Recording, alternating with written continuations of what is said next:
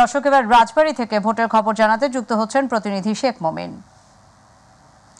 মমিন, ষষ্ঠ ধাপের উপজেলা নির্বাচনের ভোটের পরিস্থিতি কেমন দেখছেন রাজবাড়ীতে, আমাদেরকে জানান।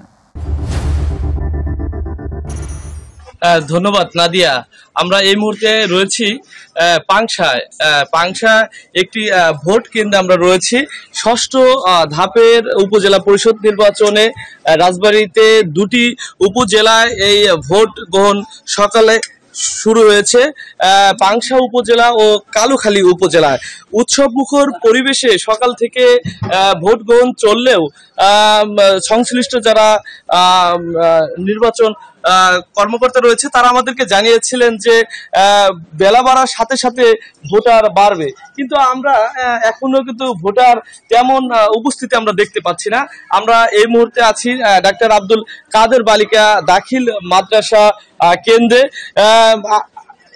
এখানে যারা নির্বাচন সংশ্লিষ্ট যারা রয়েছে তারা কিন্তু ভোটারদের জন্য অপেক্ষা করছে। এবং নাদিয়া, আমি আপনাকে জানিয়ে রাখি যে রাজবাড়ীর পাংশা ও কালুখালী উপজেলায় কিন্তু 21 জন প্রার্থী কিন্তু প্রতিদ্বন্দ্বিতা করছে এবং এই 21 জন প্রার্থী রাজবাড়ী। মমিন, আপনাকে ধন্যবাদ।